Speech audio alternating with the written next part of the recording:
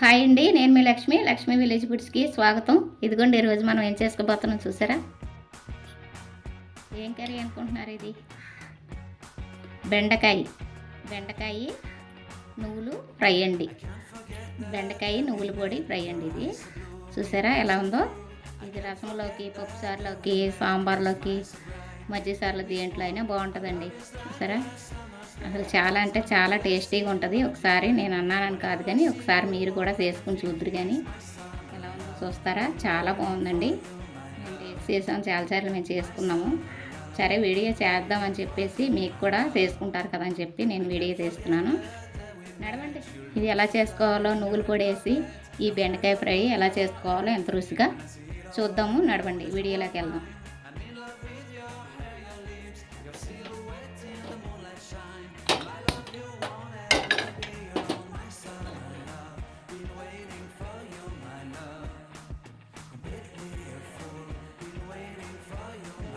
వచ్చేలాగా వేపుకుందామండి.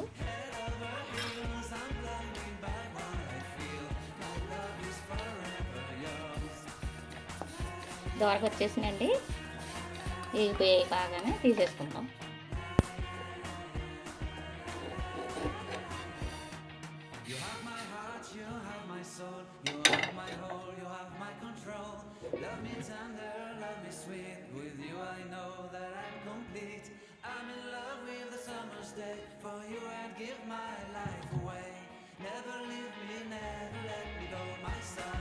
ఆయిల్ వేడెక్కిందండి. శనగపప్పు, మినపప్పు, జీలకర్ర, ఆవాలు పోపు దిండి.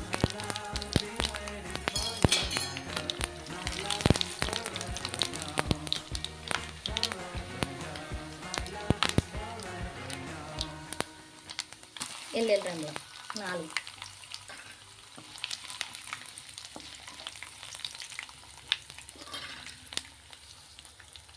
ఎండుమిర్చి, కరివేపాకు.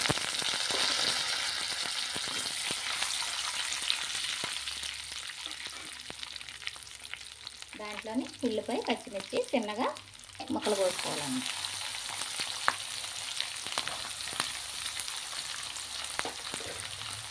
ఒక పెద్ద ఉల్లిపాయ అన్నమాట, చిన్న చిన్న ముక్కలు కోసుకుని ఒక 4 పచ్చిమిరకాయలు కూడా చిన్న చిన్న ముక్కలుగా కట్ చేసుకుని వేసుకోవాలి.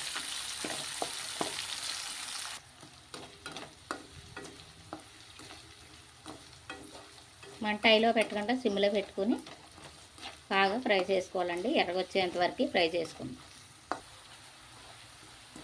చూసారా, ఇలాగ ఎర్రగా ఉల్లిపాయ బాగా ఫ్రై అవ్వాలండి. కూర అయితే అప్పుడే బాగుంటుంది, టేస్టీగా ఉంటుంది. ఎప్పుడైనా ఉల్లిపాయ బాగా ఫ్రై అయితేనే కూరకే రుచి అండి బాగా. ఇప్పుడు మనం బెండకాయ ముక్కలు వేసుకుందాం. ఇవి 1/2 కేజీ అనమాట.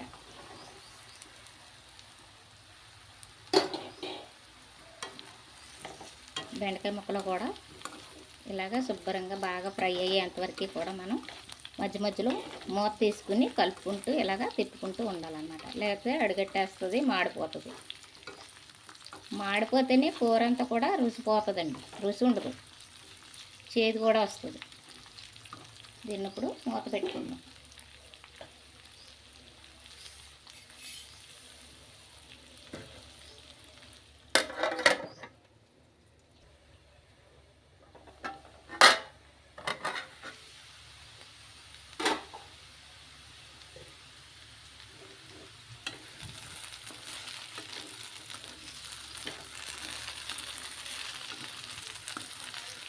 సిమ్లో పెట్టుకొని మగ్గబెట్టుకోవాలండి. ఇలాగా మంట అసలు పెద్దది ఎట్టొద్దు.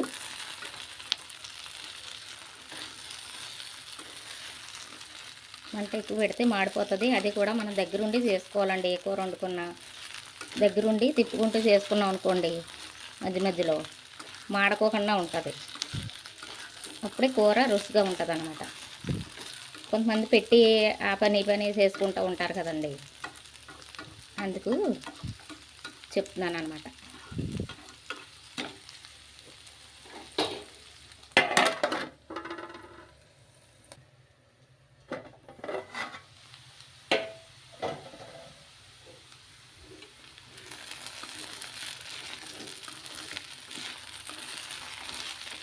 మెత్తపడినాయండి, ఫ్రై అయినవి లైట్గా. ఇలాంటప్పుడు ఏం చేయాలంటే మనం కారం, పసుపు, ఉప్పు వేసుకోవాలన్నమాట. వేసుకుందాం.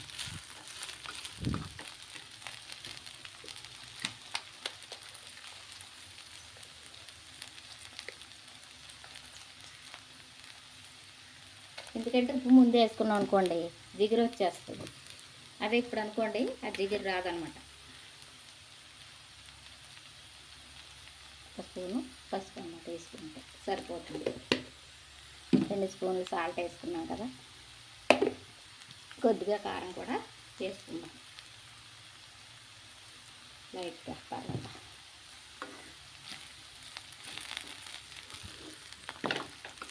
ఇది కొంచెం ఫ్రై అయిన తర్వాత ఉప్పు పసుపు వేసుకున్నాం కదా, ముక్కలకు బాగా పడుతుంది. తర్వాత కారం వేసుకుందాం.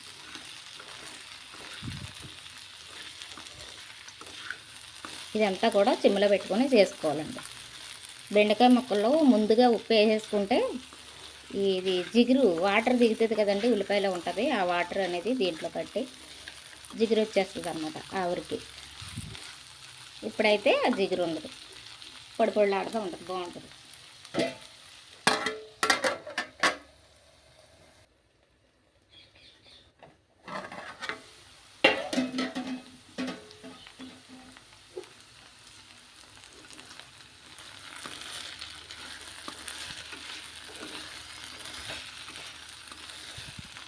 ఇప్పుడు కారం వేసుకుందామండి.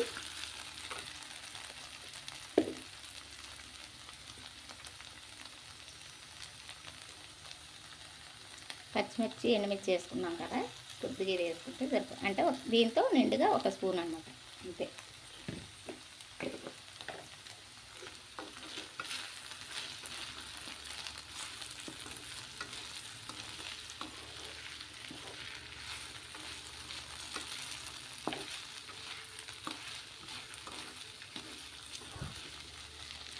కాసేపు మూత పెట్టండి.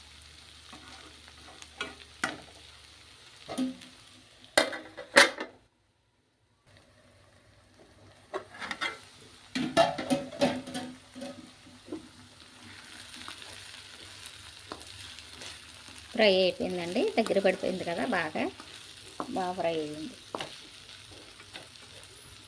దీంట్లో ఇప్పుడు మనం ఇందాక నువ్వుల పొడి వేపుకుని పొడి చేసుకున్నాం కదా, అది వేసుకుందాం.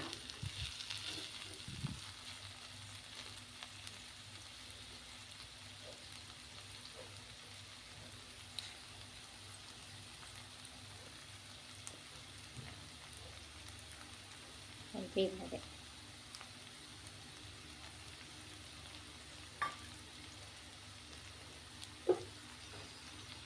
చాలా బాగుంటుంది ఇలా వేయటం వల్ల, లాస్ట్లో టేస్టీగా రుచిగా చాలా బాగుంటుందండి ఇది.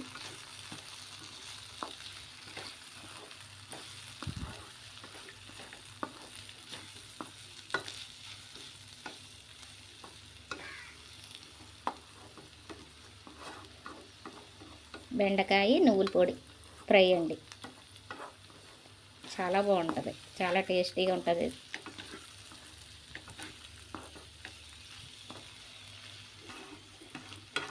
కొంచెంసేపు మూత పెట్టుకుంది.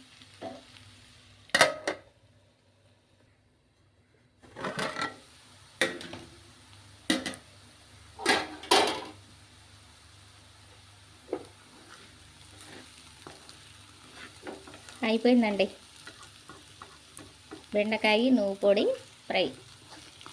చాలా అంటే చాలా బాగుంటుంది.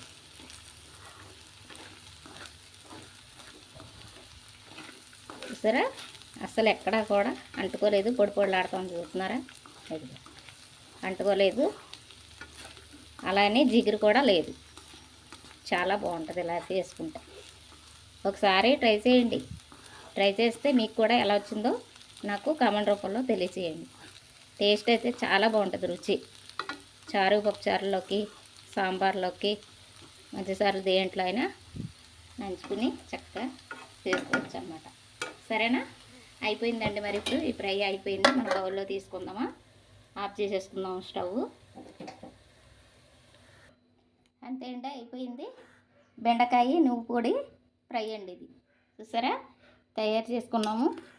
అంతా విధానం అంతా మీరు చూసారు కదా, తయారు చేసే విధానం అంతా. నచ్చిందా మీకు? చూడండి, ఈ వీడియో మీకు నచ్చితే చేసే విధానం, చెప్పే విధానం అంతా కూడా ఈ కర్రీ ఎలా వచ్చిందో మీరు చేసుకుని నాకు కామెంట్ రూపంలో తెలియచేయండి. ఇది మనకి సాంబార్లోకి, రైస్లోకి, దేంట్లో అయినా బాగుంటుందండి. సాంబార్లోకి రసంలో కూడా నంచుకోవడానికి రైస్లో కలుపుకోవడానికి కూడా బాగుంటుంది.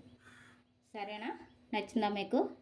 సరే అండి. ఈ వీడియో కనుక నచ్చితే లైక్ చేయండి, షేర్ చేయండి, సబ్స్క్రైబ్ చేసుకోండి, పక్కనే ఉన్న బెల్ ఐకాన్ కొట్టండి. బాయ్ అండి.